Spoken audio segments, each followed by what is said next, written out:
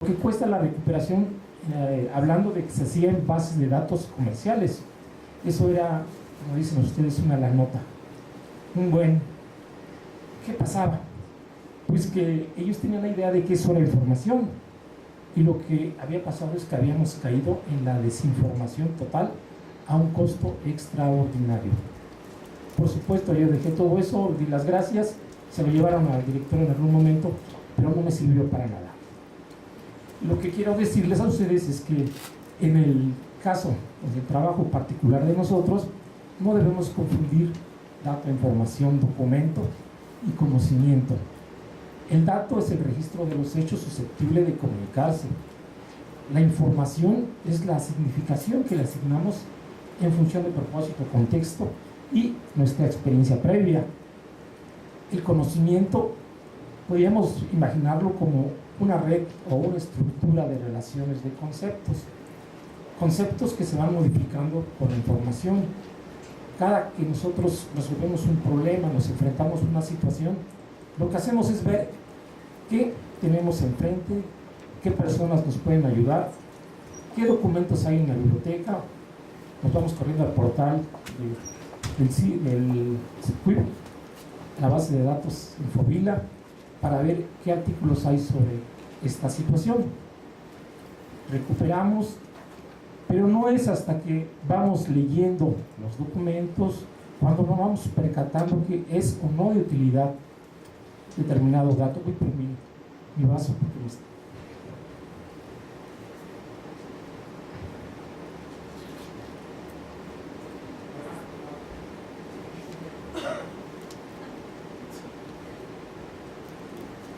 se los comento porque es frecuente que nosotros caigamos en la trampa de que lo que tenemos en la biblioteca es información. Son datos. Son datos y son datos estructurados. Los documentos son datos estructurados y cuando hablamos de artículos, hablamos de libros, hablamos de revistas, hablamos de videos, estamos hablando de datos estructurados. Cuando nos asociamos a un propósito, le estamos dando un sentido, le estamos dando una significación. Y la utilidad no se obtiene de que tengamos los datos. Podemos tener toda la biblioteca del PIB y no tener información. Lo que hace falta aquí es el componente humano. El componente humano es el que establece esa relación entre disponibilidad de datos y propósito de aplicación. Hay muchas definiciones de información y pareciera que todo lo que es susceptible de almacenarse en la computadora es información. Es una trampa, son datos. Por eso el nombre de base de datos es muy propio. Lo que tenemos es una estructura de relaciones que nos permite recuperar, utilizando metadatos, utilizando elementos de conocimiento a todos ustedes, las fuentes de información. Sabemos que en función de la necesidad vamos a plantear el uso de una herramienta que puede ser distinta para cada tipo de problema o para cada disciplina. La consulta tiene un costo. Entonces tenemos que plantear una estrategia eficiente. La competencia en información, siempre estuve en desacuerdo con que se le llamara alfabetización. En inglés te queda muy bien, literacy funciona perfecto, porque la palabra tiene muchos significados. Conocimiento de algo, competencia, por supuesto el original, la lectura y la escritura. Pero en el español, por la misma situación y por la misma situación de atraso, es muy distinto hablar de que en Francia hay letrados y que en México o que Chile hay analfabetas. De un lado, lo que sucede es que la gente en Francia no puede hacer un uso superior de la información, tiene algunos problemas. En México, en Latinoamérica, la gente no sabe leer, no sabe escribir. Está al margen de la cultura letrada. Y cuando decimos letrado, también esta palabra tiene varias significaciones. Aquí es el que sabe. Por allá es algo más que eso. Un iletrado, repito, es alguien que lee y escribe, pero no tiene el uso, no tiene ese dominio sobre el lenguaje. Bien, esto yo ya no quiero ser terco o necio, ya le llamaron alfabetización en información, yo no tuve la culpa, pero lo importante es los contenidos, qué lleva, o qué significa, o qué está detrás la alfabetización en información. Algunos dicen y cierran que después de que sabemos todo, sabemos cómo definir una necesidad, sabemos plantearla, convertirla en estrategia de búsqueda, sabemos seleccionar un instrumento un dispositivo de búsqueda que puede ser un motor, un directorio, un buscador, un simple directorio o una base de datos gratis, una base de datos en Open Access, una base de datos comercial, y resolvemos el problema. Bien, yo estoy de acuerdo cuando se habla de alfabetización de información, que esto pudiera vincularse, relacionarse con el uso del lenguaje, y curiosamente en la búsqueda de información se manejan lenguajes de búsqueda, lenguajes de interrogación o lenguajes documentales. El antecedente es la lingüística documental. Entonces yo creo que es propio, apoyándose en esta cuestión de que sí, efectivamente estamos hablando un lenguaje que está representado por la palabra clave, el descriptor, los encabezamientos de materia y las reglas de sintaxis que están dadas por los operadores lógicos, por los operadores de relación. Son elementos que están determinando un lenguaje.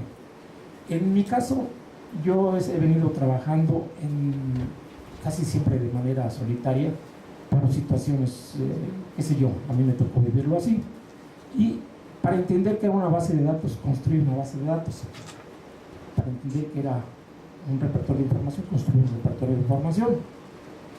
El tiempo me llevó a trabajar en distintos espacios, siempre en grupos interdisciplinarios, pero cuando hablábamos de biblioteca, cuando hablábamos de información, me quedaba solo. En el Instituto Politécnico Nacional, una de las condiciones para poder hablar de competencia en información era la de tener recursos, tener infraestructura de servicios que no existía, infraestructura tecnológica. Esto para mí fue un golpe, como una biblioteca tan grande para una institución que tiene más de 100.000 estudiantes, 16.000 docentes, 10.000 trabajadores de apoyo a la educación, no tenía una adecuada infraestructura tecnológica para apoyar sus servicios de información. Me tocó en suerte coordinar y ser el líder de un proyecto para la creación de la Biblioteca Nacional de Ciencia y Tecnología. A lo mejor ustedes han oído hablar de ella, ¿no? Ni es nacional y está muy lejos de ser una buena biblioteca, pero fue un principio interesante que permitió dotar a la institución de bases de datos, de revistas digitales, de recursos que antes no tenía. Hay mucho por hacer todavía, ojalá algunos de ustedes más tarde o temprano puedan incorporarse y aportar su experiencia al desarrollo de esta biblioteca. Bueno, la cuestión tiene que ver con esto. ¿Cómo podemos enseñarles a manejar la información y no tenemos el recurso para que ellos puedan practicar? Esto se ha resuelto, pero el trabajo ha seguido siendo un trabajo aislado, un trabajo fuera de los espacios que debieran ser los obligados. En el Instituto Politécnico Nacional, las bibliotecas no han sido muy afortunadas, no existe una tradición bibliotecaria. Espero que esto vaya cambiando poco a poco. Yo creo que se dan las condiciones para que así sea, ¿no? Sin embargo, me gustaría que sería eso que mencionó la doctora, que tiene todo un equipo de bibliotecarios, una escuela de ciencia de la información. Bueno, nosotros tenemos todo eso, no lo tenemos, pero tenemos una fortaleza en cuanto a la tecnología, en cuanto a las experiencias que se han venido dando en diferentes espacios del instituto. Contamos con la Unidad Politécnica de Educación Virtual y el Centro de Formación e Innovación Educativa donde yo trabajo. Está acabando el tiempo. Entonces, les voy a mostrar de inmediato la experiencia que...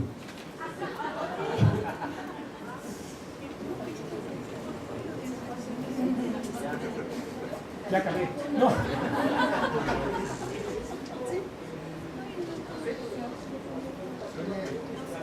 No se escucha. Para desarrollar habilidades comunicativas. Desarrollar habilidades comunicativas.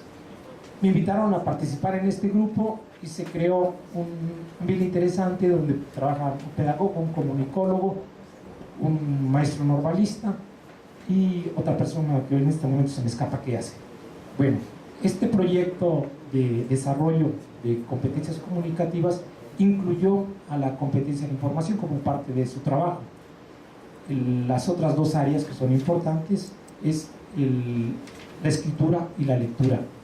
Yo veo muy rico esta relación y tiene que ver mucho con el movimiento de las alfabetizaciones múltiples, las nuevas alfabetizaciones o el propósito de articular varias experiencias para poder lograr un producto diferente donde el estudiante desarrolla su capacidad para apropiarse del conocimiento, logra convertir información en conocimiento. ¿A partir de qué? De que sabe leer. El problema en las universidades se ha descubierto frecuentemente como resultado de investigaciones que el estudiante que llega a la universidad no sabe leer, mucho menos sabe escribir, pero lo peor es que el docente tampoco sabe escribir. Esto, alguien tenía que encontrar una solución. ¿Por dónde empezamos? ¿Por los docentes? ¿Por los alumnos? ¿Y quién va a formar a los alumnos si los docentes no saben? Entonces se pensó en una estrategia que atiende 4 sectores: investigadores, docentes, personal de apoyo y personal directivo.